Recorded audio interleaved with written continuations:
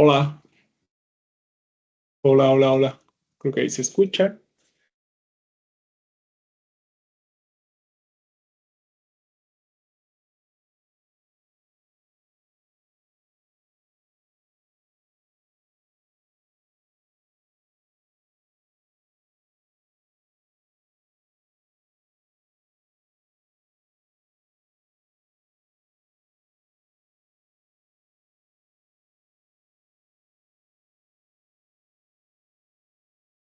Hola, Fátima. Ahí se ve la presentación.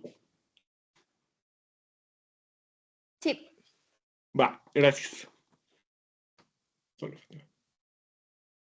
Bueno, el día de hoy vamos a revisar la fisiología de la visión, que es un tema muy interesante, medio complicado, y la vamos a dividir en dos partes. El día de hoy vamos a ver cómo funciona el ojo a nivel de un sistema visual, ¿no? O sea, toda la física implicada en que la luz incida sobre nuestra retina, que suena fácil, pero no lo es tanto. Y nos vamos a quedar hasta el momento de la transducción que ocurre en varias de las capas de las retinas, hasta el nervio óptico. En el momento en que la información llega al nervio óptico, eso ya se traduce a nivel tanto semántico como funcional en el componente de la vía de la visión o la vía visual. Y eso ya es motivo de otra sesión de estudio, puesto que implica mecanismos un poco más complejos y que ameritan su propia sesión para tampoco abarrotarte, Fátima, de información. Entonces, lo primero que muchísimas hay... gracias. ¿Cómo? Muchísimas gracias. No, hombre, ¿de qué? Bueno, lo primero que hay que decir es que nosotros podemos ver la luz que existe en una longitud de onda en particular. Entonces, es importante recordar que según la teoría física, la luz se comporta de dos maneras. Se puede comportar como una onda, pero también se puede comportar como una partícula. Y a esta dualidad de la luz se le conoce como dualidad onda-corpúsculo. Y corpúsculo esencialmente es cualquier elemento que tiene masa y por lo tanto se comporta como una partícula. Entonces la onda de luz pues tiene ciertas características de frecuencia como cualquier tipo de onda, pero a la partícula física, entre comillas, de la luz se le conoce como un fotón. Y vamos a ver que ambas propiedades son importantes a nivel de la visión. Entonces, lo que es importante aquí es que existen diferentes longitudes de onda y cada una de estas longitudes corresponde a una función o a un tipo de onda en particular. Entonces, tenemos ondas que son muy, muy energéticas, que son las de muy baja longitud de onda, y tenemos ondas que son de muy baja energía, que son las de alta longitud de onda. Entonces, de esto podemos inferir que la longitud de onda, o sea, el lambda de una onda en particular, es inversamente proporcional a su energía. Esto es, mientras menor sea la longitud de onda de una onda, valga la redundancia, mayor va a ser su energía y viceversa. ¿Esto por qué? Porque mientras más cortita es la longitud de una onda, más ciclos puede dar sobre sí misma. Mientras más larga es, pues más se va a tardar, ¿de acuerdo? Entonces, el hecho de que una onda sea corta le permite dar más ciclos, o sea, tiene una frecuencia más alta y por lo tanto eso le confiere más energía. Esto es importante porque nosotros solo podemos ver ondas que están en un espectro muy particular, que es el espectro de luz visible. Y este espectro de luz visible, dependiendo de la bibliografía, pero en general el consenso es que va desde 400 nanómetros hasta los 750 nanómetros. Solo en ese rango de 350 nanómetros, es decir, de 400 hasta 750 es que nosotros podemos ver. El resto de las longitudes de onda nosotros no las podemos detectar visualmente, realmente ni por ningún otro tipo de sentido. Y justamente es importante saber que la longitud de onda de mayor energía es la que corresponde al espectro morado, violeta, si lo quieren llamar así, y la longitud de onda de mayor longitud, es decir, la de menor energía, corresponde al espectro de luz rojo. Justamente después de esto tenemos los rayos ultravioleta, que se llaman así porque van más allá del violeta, y justamente después de esto tenemos la radiación infrarroja, que se llama así porque está más abajo del rojo. Entonces nosotros no podemos detectar ni la radiación ultravioleta ni el infrarrojo, ¿de acuerdo? Hay especies de mamíferos y de otros animales que sí pueden detectar, por ejemplo, el infrarrojo. pero nosotros no. Entonces nosotros podemos detectar de 400 a 750 y eso es nuestro espectro de luz visible. Y esto va más o menos como el arco iris, va de morado, luego pasa azul, luego va verde, luego amarillo, luego naranja y luego rojo.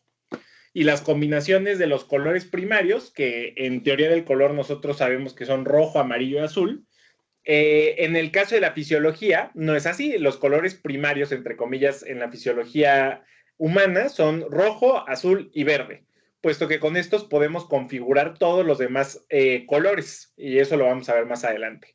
Pero es algo muy interesante porque si ustedes saben algo de informática, sabrán que los píxeles pueden ser de uno de tres colores, ya sea rojo, azul y verde, o verde más bien.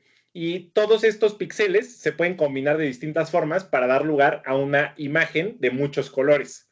Pues lo mismo pasa con ¿cómo se llama? Con el ojo. El ojo, bueno, más bien el cerebro, combinado con el ojo, porque el ojo es el que tiene los fotorreceptores de color, son los que tienen la capacidad de integrar diferentes tipos de color a partir de solamente tres tipos de fotorreceptores, que son el rojo, el verde y el azul.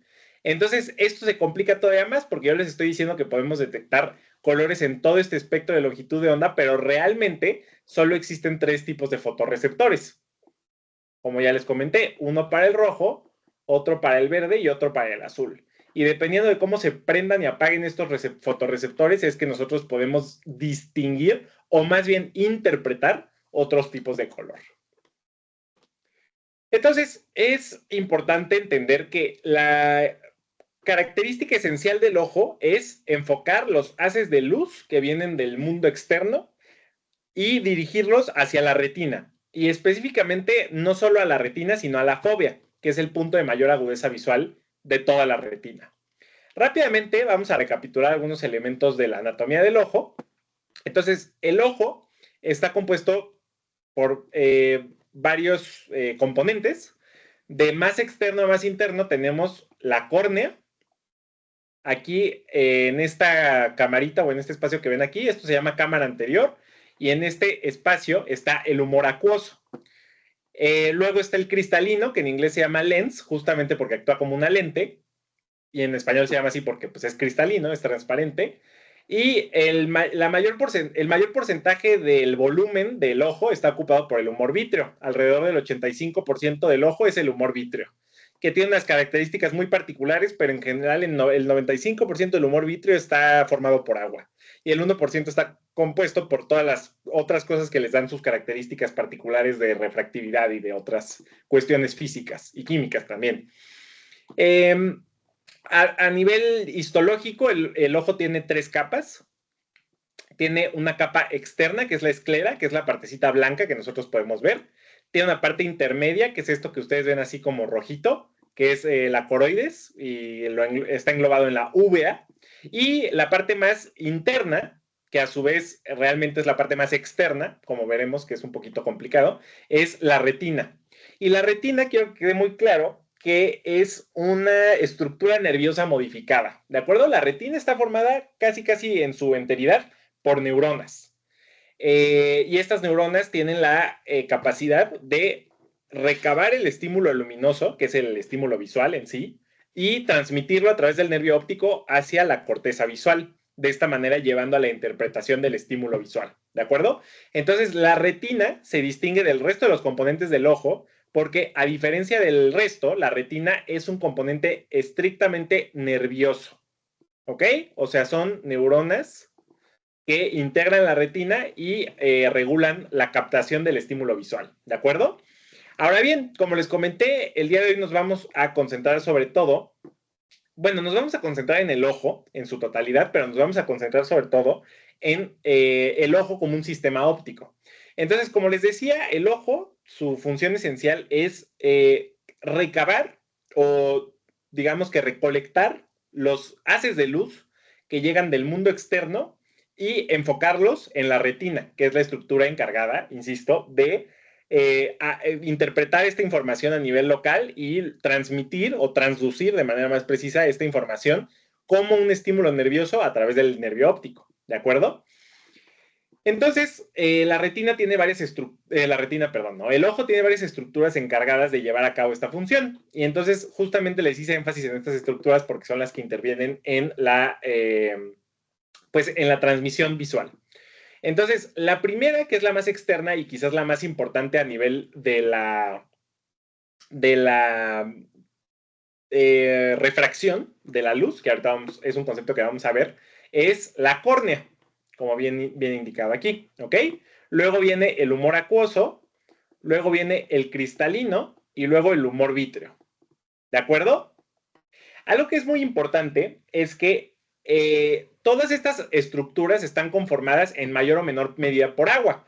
Recuerden que el cuerpo está formado en su mayor forma por agua, ¿de acuerdo? Y es muy importante que entendamos que el agua tiene un índice de refracción distinto que el aire. ¿Y qué entendemos por índice de refracción? Pues es esencialmente qué capacidad tiene un medio físico de doblar o de modificar el ángulo de la luz que incide sobre él. Entonces seguramente ustedes han visto, cuando ustedes piden agua y la piden con un popote, han visto cómo el popote va así y de repente como que hace esto. Ay, bueno, eso no, eso fue el mouse.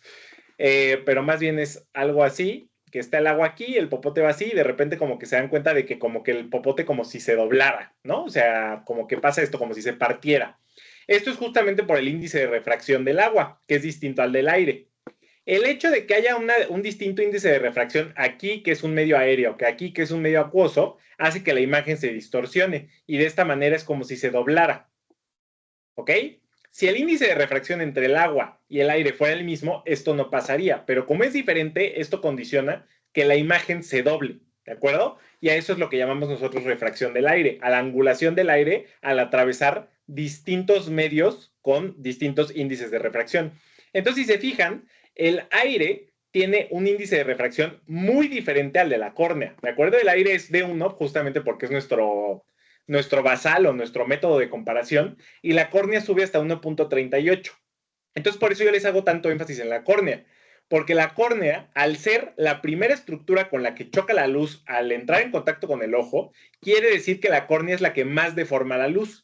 Y por lo tanto, cualquier alteración en la forma de la córnea, como veremos más adelante, va a modificar de manera importante cómo se refracta la luz. Y esto va a modificar a su vez en qué punto de la retina incide la luz. Como ya dijimos, la fóvea es el punto de mayor agudeza visual, es decir, es el punto donde la mayoría de haces de luz tendría que incidir. Si el índice de refracción de cualquiera de estos elementos está alterado, eso significa que la luz no va a incidir aquí, sino que va a incidir acá, o acá, o acá, o acá. Y mientras más lejos incida de la fóvea, peor vamos a ver. ¿De acuerdo? Entonces, por eso son importantes estos índices de refracción. Si se fijan, una vez que llega a la córnea, los índices de refracción de los distintos elementos ya no cambia demasiado. Pero del aire a la córnea sí hay una gran diferencia, ¿de acuerdo? Entonces eso implica que la refracción va a ser muy importante. Entonces, como les comentaba, es justamente eso, que la córnea es la principal estructura que determina la agudeza visual. Y la córnea es un tejido muy interesante, es un tejido que está formado por 5 capas. Está formado por un epitelio superficial, que es estratificado, no, es plano estratificado, no queratinizado. Obviamente, si fuera queratinizado, pues no podríamos ver. Entre esto y el estroma hay una capita que es esencialmente la membrana basal del epitelio, que se llama la capa de Baumann o la membrana de Baumann. Luego está el estroma, que es la parte más gruesa y es la que le confiere la propiedad principal a la córnea. Luego está la membrana de Descemet, que a su vez es como la lámina basal del estroma. Y luego está el endotelio. El estroma está conformado por alrededor de 68 a 69 capas de colágeno. Ahora bien, ¿cómo es que nosotros podemos ver, gracias a la córnea, si la córnea tiene una capa tan gruesa de tejido conjuntivo a manera de colágeno? Pues, si ustedes checan cualquier libro de histología o de fisiología, se van a dar cuenta de que la córnea y específicamente el estroma de la córnea se describen como una configuración ortogonal.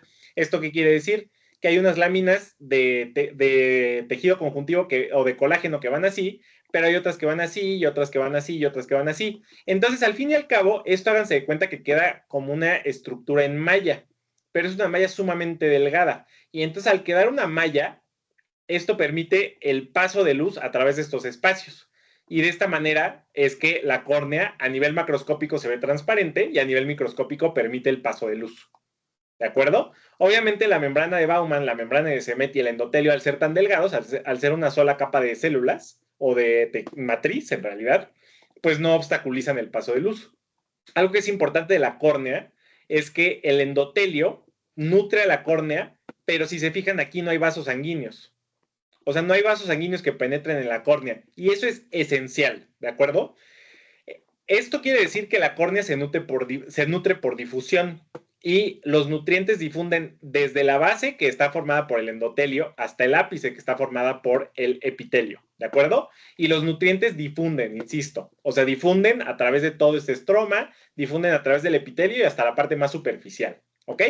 Eso es muy importante, ¿por qué? Porque si la córnea se vasculariza, que es algo que pasa en algunas enfermedades, empieza a haber fuga de algunos mediadores y estos mediadores hacen que el estroma se opacifique o que crezca. Y de esta manera, esto pues desregula la composición o la conformación ortogonal y de esta manera disminuye la capacidad de la córnea de refractar la luz y de dejar que la luz pase. Entonces, si la córnea se vasculariza, eso condiciona irrevocablemente la pérdida de la visión, ¿ok? Por eso es muy importante este concepto de que la córnea se nutre por difusión y que no está vascularizada, ¿de acuerdo? Y como les comentaba, cualquier elemento que altere la forma de la córnea, pues va a alterar la visión, porque, insisto, la córnea es el principal determinante de la agudeza visual, porque es la principal o es la primera estructura con la que choca el haz de luz y es la primera que lo hace refractar, ¿de acuerdo? Esto que ustedes ven aquí es una deformidad, bueno, es una condición, porque deformidad suena medio fuerte, que se llama queratocono.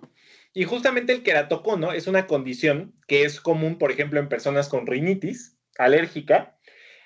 Los pacientes con rinitis alérgica pues van a tener lagrimeo, van a tener rinorrea, van a tener comezón, bueno, van a tener prurito, y entonces todo el tiempo se van a estar rascando. Y un factor de riesgo para que la córnea adquiera esta forma, como de cono, justamente, o como picuda, de queratocono, es el hecho de estar rascando, de estar manipulando frecuentemente la córnea, cosa que ocurre en los pacientes con rinitis alérgica, porque les da comezón y entonces se tallan, y al momento de hacerlo de manera crónica, pues la córnea adquiere esta forma.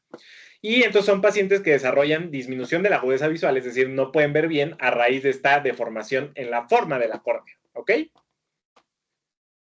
Ahora, pasando por el siguiente elemento que no destaqué anteriormente, pero que es muy importante, es la pupila. Y la pupila regula la cantidad de luz que entra al ojo. Acuérdense que la pupila se puede constreñir, es decir, puede ser un fenómeno de miosis, o se puede dilatar, es decir, puede ser un fenómeno de midriasis. ¿De acuerdo?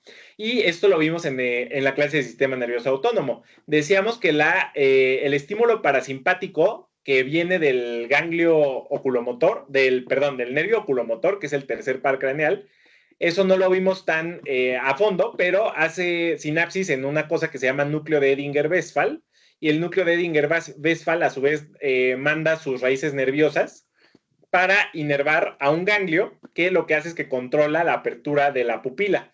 Y entonces, lo que pasa aquí es que este ganglio, como habíamos mencionado, todas las terminales posinápticas liberan acetilcolina. Y en este caso, la acetilcolina se une a receptores muscarínicos que lo que hacen es que se contraiga un músculo que se llama esfínter de la pupila. Entonces, el esfínter de la pupila se contrae y de esta manera la pupila se hace más pequeña. Y a esto se le llama miosis. Esto es parte importante de la evaluación neurológica, como veremos a continuación, pero si ustedes inciden luz sobre el ojo de un paciente, a fuerza ese paciente tiene que hacer miosis. ¿Por qué? Porque si entra demasiada luz al ojo, esta puede dañar la retina, ¿de acuerdo? Entonces, un mecanismo de defensa natural del cuerpo es hacer un reflejo de miosis para que la pupila se cierre y para disminuir la cantidad de luz que entra. Por el contrario, la midriasis, que es la dilatación de la pupila, es consecuencia de la contracción del músculo dilatador de la pupila, como bien indica el nombre. Y esto está bajo control del sistema simpático, disculpen. Y acuérdense que esto está mediado por norepinefrina o noradrenalina, como le quieran llamar. Entonces esto hace que se dilate la pupila y de esta manera entre más luz al ojo. Acuérdense que esto puede ser un fenómeno normal como respuesta a una disminución de la cantidad de luz. Por ejemplo, cuando ustedes están en un ambiente muy oscuro, el ojo hace naturalmente esto para que entre la mayor cantidad de luz posible y podamos captar información visual. Justamente por esto es que cuando ustedes pasan mucho tiempo en un ambiente oscuro y les prenden la luz de repente, les molesta mucho porque la pupila está súper dilatada y entonces toda la luz les entra de golpe y eso irrita la retina, ¿de acuerdo? Y les produce incluso como dolor. Ahora bien, recuerden que esto también puede pasar en pacientes que consumen estimulantes. ¿Como cuáles? Como la cocaína, como las anfetaminas, como el ácido, etcétera, etcétera. ¿No? Todos estos estimulantes lo que hacen es que aumentan el tono simpático y entonces generan una midriasis que no corresponde a una midriasis fisiológica, como lo es la que ocurre en la oscuridad, ¿de acuerdo? Entonces eso es muy importante que ustedes entiendan que la miosis está bajo el control parasimpático y la midriasis está bajo el control simpático y ambos son mecanismos que regulan la entrada de luz al ojo y esto es modificando el calibre de la pupila. Como les comentaba, la evaluación de los reflejos pupilares forma parte de la exploración neurológica y esto es extremadamente importante. Aquí tenemos los dos componentes que ya vimos a nivel de, ¿cómo se llama? De la clase del sistema nervioso autónomo. Nada más que algo que no les comenté antes es que, obviamente, para que este reflejo se lleve a cabo, tiene que haber transmisión de la información a través del nervio óptico, que es el que transmite la información visual. Entonces, el nervio óptico lo que va a hacer es que va a hacer relevo aquí, en el núcleo pretectal, en el mesencéfalo, y a su vez esto va a hacer relevo igual en el mesencéfalo, pero en otra región que es la que les comentaba, que es el núcleo de Edinger-Westphal. El núcleo de Edinger-Westphal es el núcleo parasimpático del nervio oculomotor, que es el nervio craneal 3. Y acuérdense que esto hace sinapsis en el ganglio ciliar y luego el ganglio ciliar es la que justamente contrae el músculo ciliar para que la pupila se contraiga, ¿no? O sea, que haga la miosis.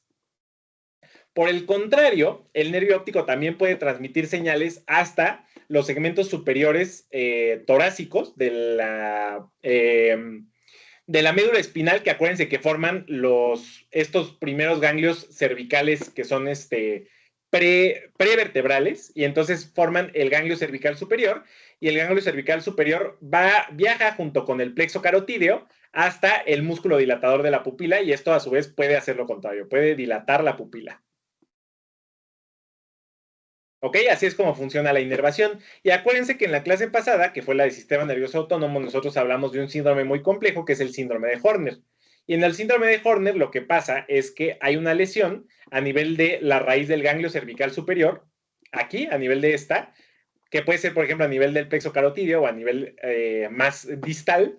Y de esta manera, esto compromete la inervación simpática del ojo, que habíamos visto que condiciona, bueno, en realidad compromete la inervación simpática de toda la mitad de la cara. Y habíamos visto que esto corresponde o da lugar a 3 manifestaciones clínicas.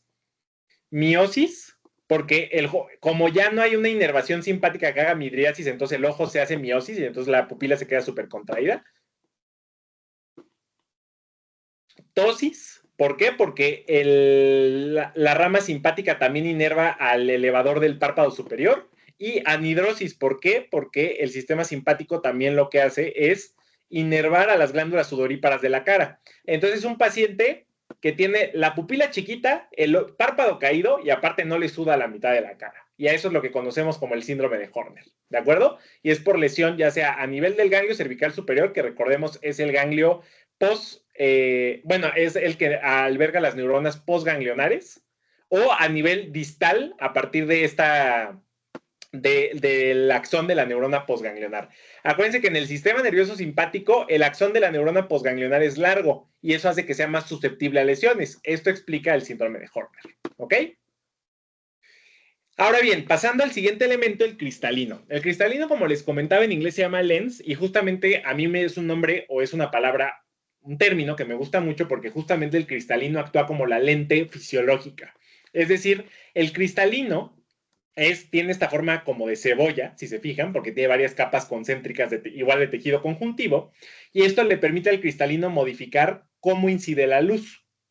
Acuérdense que nosotros podemos hacer lentes, y entonces podemos hacer lentes biconvexos, que son lentes que tienen forma como de esfera, para aumentar la capacidad de un sistema visual de juntar los haces de luz, pero también podemos hacer lentes biconvexos, que son estos lentes. Perdón, este es el biconvexo y este es el bicóncavo. Y el bicóncavo lo que hace es lo contrario. El bicóncavo lo que hace es que agarra haces de luz quizás juntos o pegados y los difracta, los refracta más bien. Entonces el biconvexo, perdón, los pega y el bicóncavo los separa. Pues el cristalino es capaz de modificar su forma para adquirir una forma aproximadamente biconvexa o una forma más parecida a lo bicóncavo, ¿ok? Algo que es muy importante es que el cristalino está unido a la coroides, que es esta estructura que tenemos aquí, acuérdense, la estructura intermedia del ojo, mediante unas cosas que se llaman ligamentos suspensorios, que son estos de acá. Y también está unido a través de, o está regulado, su capacidad de deformación o de estiramiento, está regulada por dos tipos de fibras musculares. Las fibras circulares, que envuelven al cristalino, y las fibras meridionales, que jalan de él. ¿De acuerdo? Entonces, el cristalino es muy importante porque es la estructura que nos permite modificar cómo es que nosotros vemos, sobre todo, objetos lejanos, ¿de acuerdo? Entonces, vamos a ver la secuencia.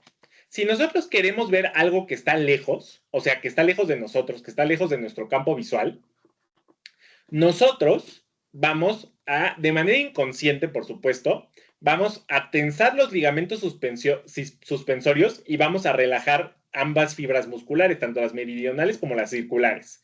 Y de esta manera, el cristalino como que se jala hacia afuera. Y entonces, esto habíamos dicho que es como una lente biconvexa. Y de esta manera lo que hace es que haces de luz que van muy lejos y por lo tanto están dispersos, se concentren y de esta manera incidan sobre un solo punto. ¿De acuerdo? Entonces, esto pasa en la visión lejana. ¿Qué pasa en la visión cercana? En la visión cercana es lo contrario. Estos ligamentos suspensorios se relajan y estos se contraen. Y de esta manera como que el cristalino se... se los dije al revés antes. Más bien, el cristalino plano lo que hace es justamente que tenga una forma más como así, como de lente bicóncavo. Y de esta manera los haces de luz como que se separan un poquito más. En el caso de esto, el hecho de que, en el caso de la visión cercana, el hecho de que las fibras circulares y las fibras meridionales se tensen hace que el cristalino se abombe. Y de esta manera adquiere una forma mucho más esférica, es decir, mucho más como un lente biconvexo. Y de esta manera los haces de luz que vienen de lejos se concentran en un solo punto. ¿De acuerdo? Entonces, ¿cuál es la función esencial del cristalino? Es modular la capacidad del ojo o del sistema visual, más bien, de concentrar o de refractar los haces de luz dependiendo de dónde se encuentra la imagen visual que estamos formando. Si la imagen visual está lejos, entonces el cristalino se hace plano, o sea, se tensa. Si la imagen visual está cerca, los músculos se tensan y esto hace que el cristalino se abombe y de esta manera aumenta su poder de refracción. ¿De acuerdo? Entonces es una estructura compleja. Y justamente algo que me gusta mucho del cristalino es que tiene una correspondencia clínica muy inmediata, que es la presbicia o presbiopía. Cualquiera de las dos es correcta, son sinónimos. Entonces, seguramente si alguno de ustedes tiene un familiar que ya tiene algunos años, han visto que hace algo así. O sea, que si ustedes le ponen algo muy cerca de los ojos o de la cara, él no va a ver. Y entonces lo que va a hacer es que va a alejar el objeto para tenerlo un poco más justo lejos de los ojos y de esta manera poder enfocarlo correctamente. ¿Qué es lo que pasa en estos pacientes o qué es lo que pasa en esta enfermedad que se llama presbicia? Pues esencialmente, en la presbicia, el cristalino, o más bien las proteínas que forman el cristalino, se empiezan a desnaturalizar por efecto de la radiación ultravioleta y esto hace que el cristalino pierda su elasticidad. ¿De acuerdo? Entonces, al momento de perder su elasticidad, el cristalino también pierde la capacidad de distenderse y por lo tanto ya no puede hacer este efecto como de adquirir la forma bicóncava, o sea, biconvexa, perdón, o sea, como de esfera, ¿de acuerdo? Y acuérdense que esto es esencial para que el cristalino nos permita ver de cerca. Entonces, como ya no tenemos esa capacidad de que el cristalino se vuelva una lente biconvexa, pues el paciente se ve forzado a alejar el objeto de su eje visual o de su ojo realmente para que el cristalino adquiera una forma más plana, que es mucho más rígida y mucho más fácil de adoptar, y de esta manera nosotros podamos ver o podamos formar la imagen visual, ¿ok? y esto es un fenómeno llamado presbicia. Insisto, que también se conoce como presbiopía. Insisto, esto es por la pérdida de la elasticidad o de la distensibilidad del cristalino como consecuencia de la desnaturalización y precipitación de las proteínas que lo componen. Ahora vamos a hablar de los defectos de la refracción, que van muy de la mano con lo que hemos estado viendo. Entonces, los defectos de la refracción son el resultado de una convergencia anómala de los haces de luz. Como habíamos dicho, los haces de luz tienen que converger en un solo punto y idealmente en la fóvea, que es una región de la retina que, insisto, es el punto de mayor agudeza visual. Eso ahorita vamos a ver a qué se debe. Entonces, tenemos tres tipos de alteraciones en cuanto a errores de la refracción. Tenemos la miopía, la hipermetropía o hiperopía y el astigmatismo. La miopía es la incapacidad o la alteración en la capacidad de formar imágenes de objetos lejanos, ¿ok? O sea, el miope no ve bien de lejos, ve mal lejos, ¿ok? ¿Y esto a qué se debe? Pues se dice que el miope tiene un globo ocular demasiado largo. Y entonces el hecho de que el globo ocular sea demasiado largo hace que la imagen se forme justo antes, o sea, que los haces de luz converjan justo antes de la retina. Y de esta manera la imagen lejana se ve borrosa, ¿de acuerdo? Lo contrario ocurre en la hipermetropía. En la hipermetropía, el globo ocular tiene un diámetro muy corto. Entonces los haces de luz convergen por detrás de la retina y la imagen se forma atrás. Entonces son pacientes que pueden ver bien de lejos, pero ven mal de cerca. Por cierto, la miopía es muchísimo más común que la hipermetropía. Y finalmente el astigmatismo, que también es bastante frecuente, es un defecto un poco más complejo y el astigmatismo esencialmente no es consecuencia de la longitud del ojo, sino de alteraciones en los componentes que forman o que convergen la luz y entonces esto hace que se haga como una lente anómala y de esta manera los rayos refracten. Y aquí lo que pasa en el astigmatismo es que, por ejemplo, en la miopía y en la hipermetropía sí convergen los haces de luz, pero convergen en un lado que no es la retina. En el caso del astigmatismo, los haces de luz sí convergen en la retina, pero lo hacen en puntos diferentes. Entonces hacen como que se ve una imagen borrosa.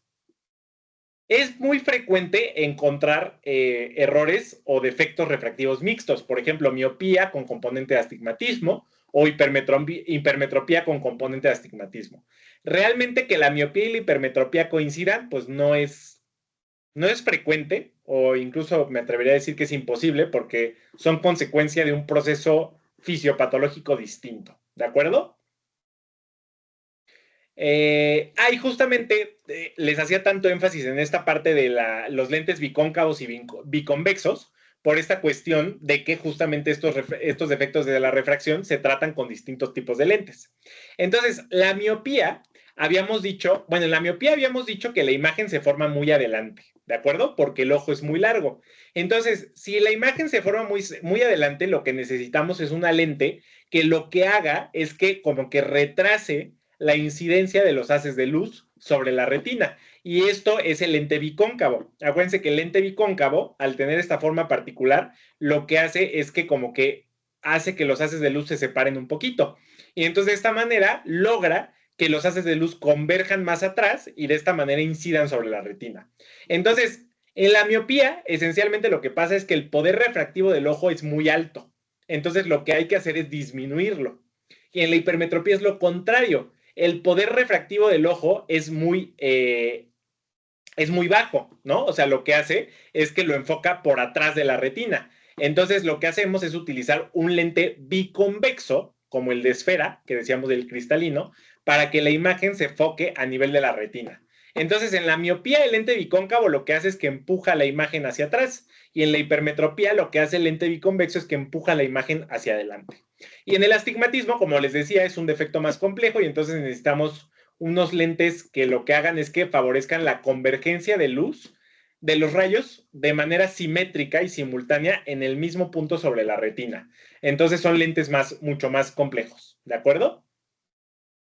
Ahora bien, ¿Por qué decimos entonces que la fobia es el punto de mayor agudeza visual sobre la retina? Pues hay una explicación física y hay una explicación funcional. La explicación física es que si se fijan aquí, la fobia tiene como una indentación, que es esto que nosotros vemos aquí.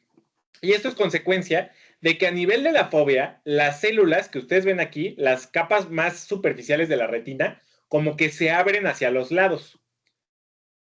Y entonces la luz penetra de manera más directa y puede llegar con mayor prontitud a la capa de conos y bastones, que son los fotorreceptores.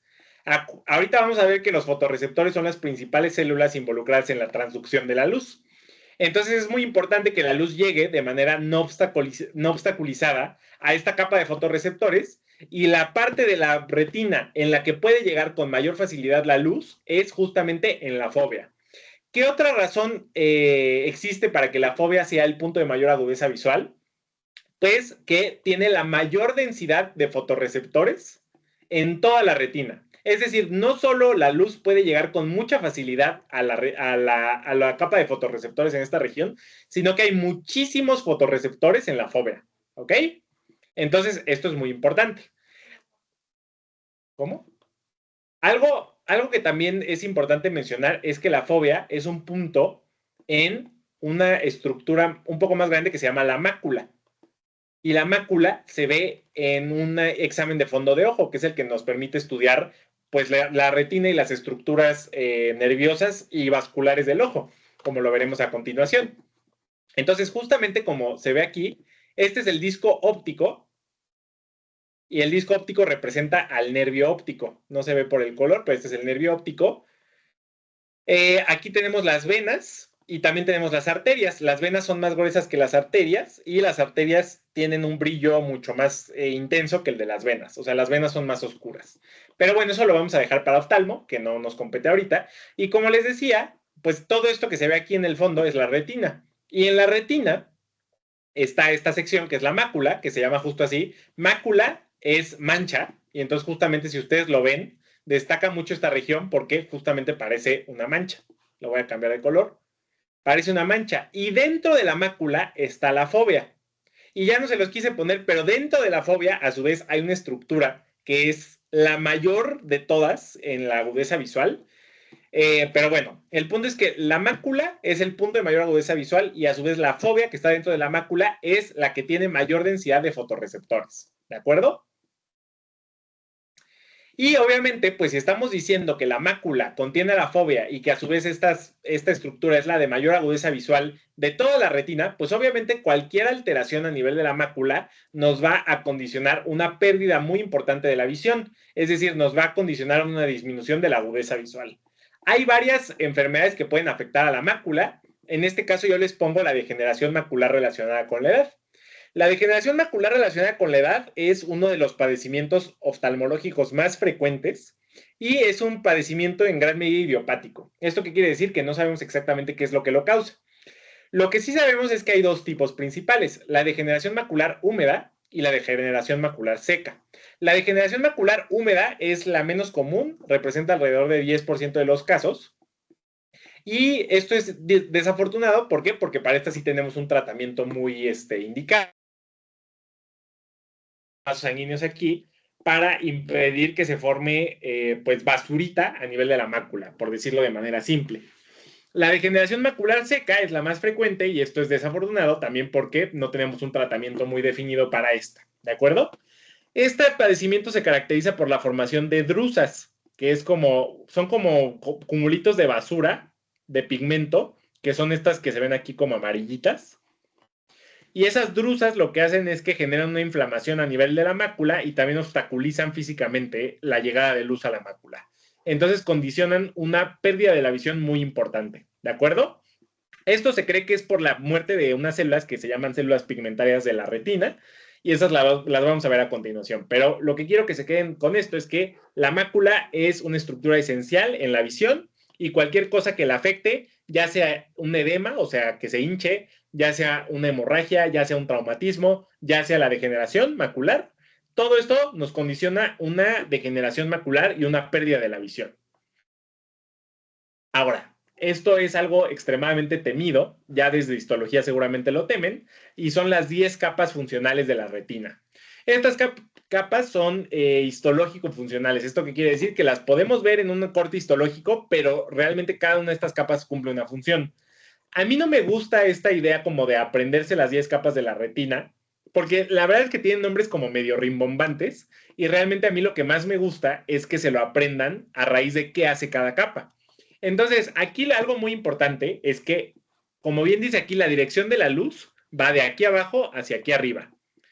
¿Esto qué quiere decir? Que esta es la parte más profunda del ojo, o de la retina, para ser preciso,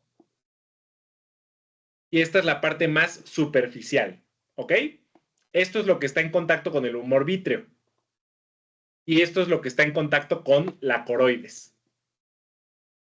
Entonces, algo muy importante es que justamente la luz va primero de lo más superficial a lo más profundo. Y en la parte más profunda de todas están los fotorreceptores. Entonces, la primera capa, o la capa más profunda, es el epitelio pigmentario de la retina. Y ahorita vamos a hablar de la importancia de este epitelio pigmentario. Es justamente el que comentábamos que se empieza a morir con la edad, y es el que se asocia con la formación de estas drusas de la degeneración macular. Luego está la capa de fotorreceptores. Hay una capa que divide a los fotorreceptores de sus núcleos, y esto se llama membrana limitante externa. Realmente debería de llamarse interna, porque estamos nosotros más internos aquí, pero bueno, se llama externa, o sea, como que lo pensamos al revés. Entonces, está la membrana limitante externa, que lo que hace es que separa a los conos, bueno, a la región fotorreceptora de el soma o del núcleo de los fotorreceptores. Y justamente a la región donde se encuentran los núcleos de estas células fotorreceptoras se le llama membrana o capa nuclear externa. Luego está la membrana o la capa plexiforme externa, que está formada esencialmente por las células horizontales. Luego está la capa nuclear interna, que está formada por el resto de células, como las células bipolares y las células amacrinas. Luego está la capa plexiforme interna, que está formada por los axones de todas estas células de la capa nuclear interna. Luego está la capa de células ganglionares, que son las que forman el nervio óptico. Luego está el estrato óptico, que está representado por las fibras del nervio óptico. Y luego está la membrana limitante interna, que lo único que hace es separar a toda esta estructura retinal del humor vítreo. Entonces, es un rollo, pero realmente lo importante es lo siguiente. Los fotorreceptores captan la luz. Estos fotorreceptores envían señales a las células bipolares y a las células horizontales, y luego estos transmiten la información a las células ganglionares para que ésta se lleve a la corteza visual en el sistema nervioso central. Así de fácil, no hay más. O sea, de fotorreceptor a células horizontales y bipolares, y luego de estas a células ganglionares para formar el nervio óptico. Es muy sencillo, realmente. Ahora, ¿por qué tenemos un epitelio pigmentario en la retina? Esto es algo muy interesante, porque incluso a nivel del epitelio pigmentario de la retina puede haber melanomas, que son, pues están formados por células, melanocitos específicamente, que producen melanina. Entonces, ¿por qué tenemos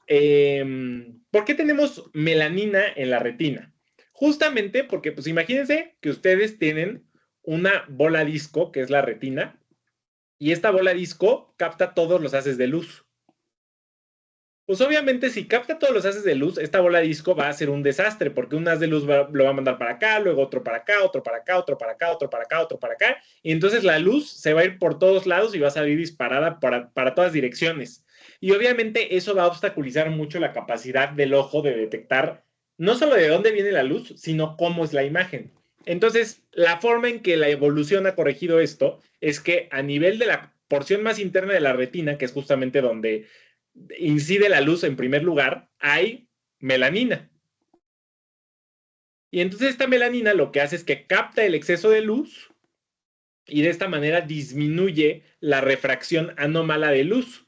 Y de esta manera facilita la recepción de luz por los fotorreceptores.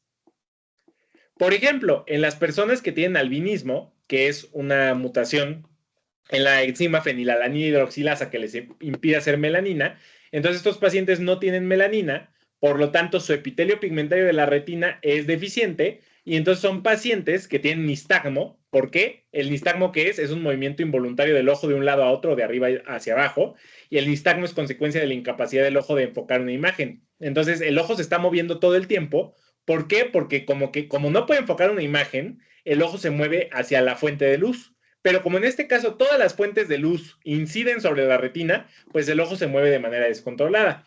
Y obviamente, pues los albinos, pues tampoco tienen pigmento en el iris. Entonces son pacientes que tienen tienen las irises gris, bueno, las iris gris o azules claras, o incluso se les ve el fondo de ojo muy fácilmente. ¿De acuerdo? Entonces son pacientes que tienen muy mala agudeza visual, no porque su ojo tenga necesariamente algún defecto de la refracción, sino porque el epitelio pigmentario de la retina no está formado adecuadamente y esto condiciona una refracción anómala de los rayos de luz que inciden sobre la retina. Entonces la información nerviosa no se transmite adecuadamente. Hay dos tipos de fotorreceptores, que esto seguramente ya lo saben. Están los bastones, que son los que primero se describieron, y están los conos. ¿Cuál es la diferencia entre cada uno? Pues hay diferencias sustanciales, hay diferencia en la forma, hay diferencia en la localización, pero esencialmente hay dos diferencias esenciales. Los bastones esencialmente transmiten información acerca de visión monocromática. ¿Qué entendemos con esto? La visión en blanco y negro. Es decir, los bastones están más activos en la oscuridad. Y los bastones también se encargan, como veremos más adelante, de transmitir de manera muy fiel información acerca de movimientos rápidos. O sea, por ejemplo, de una imagen que entra y sale muy rápidamente del campo visual. Los conos, por su parte, transmiten información acerca del color y por lo tanto están más activos durante la luz, o sea, el día, ¿no? Y como les comentaba, hay tres tipos de conos, dependiendo del pigmento con el que cuenten: rojo, verde o azul. Y a partir de estos tres se forman todos los colores que nosotros podemos percibir.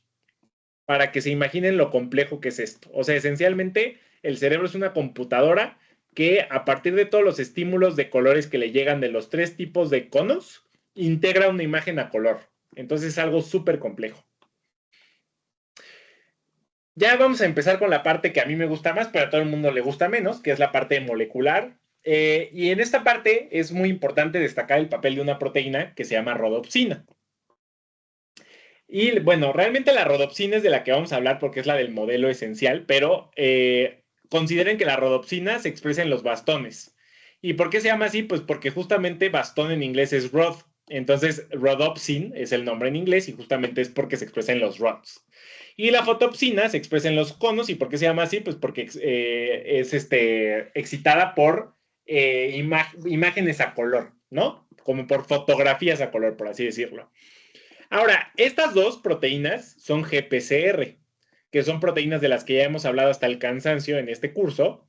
Y entonces son proteínas que están acopladas a una proteína G. Entonces tienen un componente de receptor con 7 dominios transmembrana, pero también tiene un componente intracelular que está acoplado a las subunidades alfa, beta y gamma. ¿De acuerdo? Ahora bien, la rodopsina y la fotopsina, y de ahora en adelante solo me voy a referir a la rodopsina porque si no me voy a cansar. La rodopsina es diferente al resto de GPCRs. ¿Por qué? Porque tiene un ligando muy interesante. Y realmente no es un ligando, es como tal un fotón.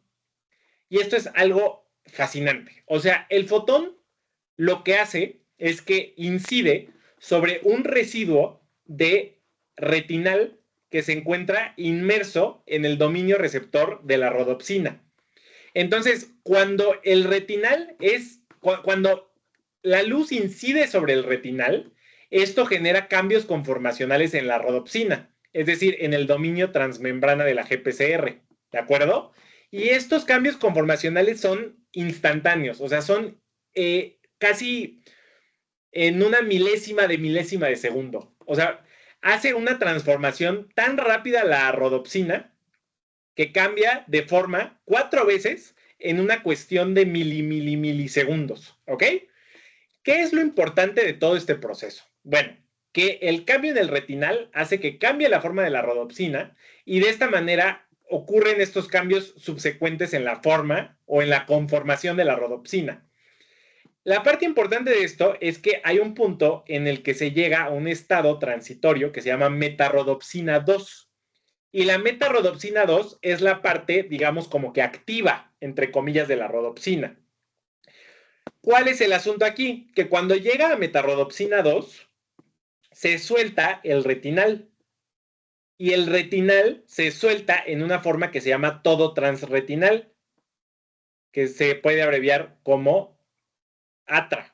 Ay, bueno, ATRA. ¿Ok? Entonces, el ATRA se separa de la metarrodopsina y cuando esto ocurre, la metarrodopsina se convierte en escotopsina. Quiero hacer mucho énfasis en que la escotopsina es inactiva. La escotopsina, como no tiene el pigmento o como no tiene este residuo retinal, o específicamente 11-cis retinal, no es capaz de transmitir información lumínica, ¿de acuerdo? Entonces, lo que ocurre aquí es que el todo transretinal tiene que forzosamente regresar a 11-cis retinal para seguir este proceso de transducción luminosa. Este todo transretinal puede ya sea ser isomerizado por una isomerasa hacia 11-cis retinal o por el contrario puede cambiar o isomerizarse, bueno no, más bien transformarse hacia todo transretinol y luego esto cambiar a 11-cis retinol y luego esto cambiar a 11-cis retinal, ¿ok? Independientemente de lo que decida hacer o del proceso en cómo ocurra esto, es muy importante entender que el hecho de que haya disponibilidad de vitamina A condiciona la regeneración de la rodopsina. Es decir, el hecho de que haya vitamina A favorece que la rodopsina se regenere. ¿Por qué? Porque la vitamina A eventualmente se convierte a 11-cis retinal y esto se une a la escotopsina para formar la rodopsina, que es la versión activa. Entonces, se podrán imaginar, y seguro lo han escuchado, que la deficiencia de vitamina A condiciona una cosa que se llama ceguera nocturna. Es decir, como el paciente no tiene suficiente vitamina A, este proceso de regeneración de la rodopsina se hace mucho más lento y por lo tanto no se transmite tanta luz como normalmente se hace. Esto genera entonces ceguera nocturna. Es decir, el paciente sobre todo no puede ver adecuadamente en la oscuridad. Y no es la única manifestación de la deficiencia de vitamina A, pero pues no es clase de esto, ¿ok? Entonces, ¿qué es lo más importante ya más allá de la metarrodopsina y la lumirodopsina y todo esto? ¿Qué es lo más importante? Que la rodopsina cambia de forma en respuesta a la alteración en la forma del 11-cis retinal, porque la luz incide sobre el 11-cis retinal y esto a su vez modifica la forma de la rodopsina y que una vez que llega a la metarrodopsina 2, esta es la forma que inicia la transducción de señales. Y que para regenerar este proceso tenemos que producir más 11-cis retinal y esto puede derivar directo del ATRA o de vitamina A. Y que la deficiencia de vitamina A condiciona ceguera nocturna. ¿Ok? Ahora, algo que es muy importante y que es extremadamente inusual en cuanto a cómo señaliza la vía visual o los fotorreceptores específicamente, es que nosotros habíamos visto que en general las células nerviosas se comunican a través de potenciales de acción. Y el potencial de acción es consecuencia de un aumento del potencial de membrana que a su vez lleva a la activación de canales de sodio y de calcio voltaje dependientes y esto lleva a la liberación de neurotransmisores. Nosotros entonces asociamos el potencial de acción, es decir, la despolarización, con la comunicación o la actividad neuronal. Pero ¿qué creen? A nivel de fotorreceptores pasa algo muy diferente y es algo que se ha estudiado mucho y todavía no se sabe exactamente por qué se adaptaron así los fotorreceptores, pero resulta que los fotorreceptores no se estimulan con despolarización, se estimulan con hiperpolarización. Realmente cuando los fotorreceptores están inactivos, entre comillas, están despolarizados. ¿Y esto a qué se debe? a unos canales que son dependientes de GMP cíclico. ¿De acuerdo? Y ahorita vamos a ver cómo ocurre esto. Pero esencialmente, cuando hay mucho GMP cíclico, estos canales, que son permeables para sodio, están abiertos. Esto hace que el sodio entre a la célula y por lo tanto aumente el potencial de membrana. Y esto genera una despolarización. Pero ya vimos o decimos que la despolarización a nivel de las células fotorreceptoras las inhibe. Entonces, lo que tiene que pasar aquí de manera muy contraintuitiva, como les digo, es que estos canales se tienen que cerrar. Entonces, si lo que nosotros queremos es cerrar estos canales dependientes de GMP cíclico, ¿qué creen que tenemos que hacer?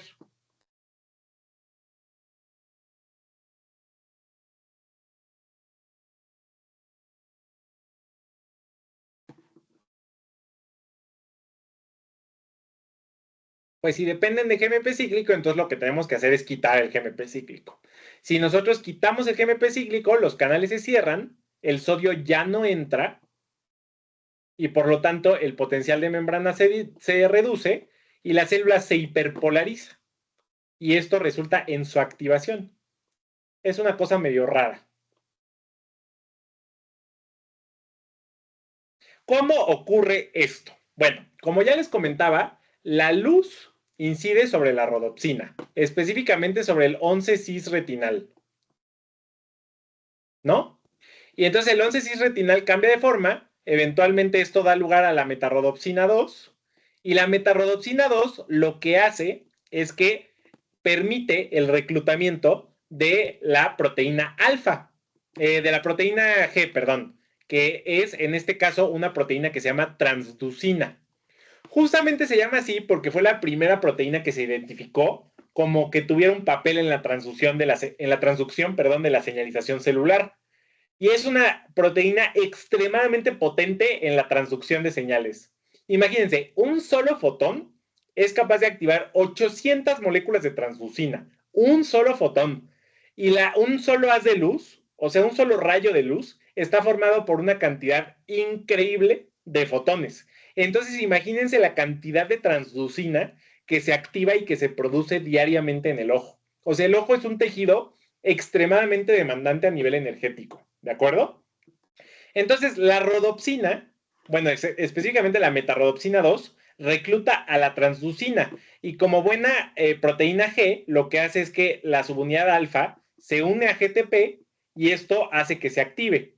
Luego la transducina lo que hace es que se une y activa a una enzima que se llama fosfodiesterasa, que la vimos en la clase pasada, en la clase de sistema nervioso autónomo, y lo que hace la fosfodiesterasa, decíamos, es que degrada el GMP cíclico y lo convierte en GMP.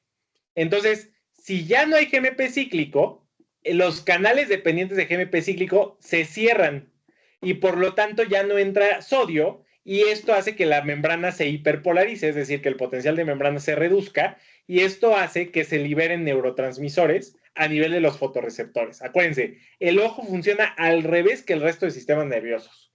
En todos los sistemas nerviosos, o prácticamente todos, el hecho de que la célula se despolarice o la neurona se despolarice hace que se transmita información. En el caso del ojo en particular, es lo contrario. Se tiene que hiperpolarizar para que se transmita información. ¿Ok? Y lo vamos a dejar hasta aquí por el día de hoy. ¿Ok? Entonces nos vamos a quedar en la transducina y ahorita vamos a ver cómo la información va subiendo desde los fotorreceptores hasta las células bipolares horizontales y amacrinas y luego hacia las células ganglionares, que no les voy a adelantar, también tienen cierta capacidad fotorreceptora, pero es mucho menor que la de los fotorreceptores, es decir, de los conos y los bastones. Como les decía, las clases ahora van a ser muy cortas, ¿no? Más cortas para no también atarantarlos tanto. No sé si les haya quedado alguna duda de lo que vimos el día de hoy. Es un sistema muy bonito, pero es un sistema complejo. Entonces, por eso les pregunto.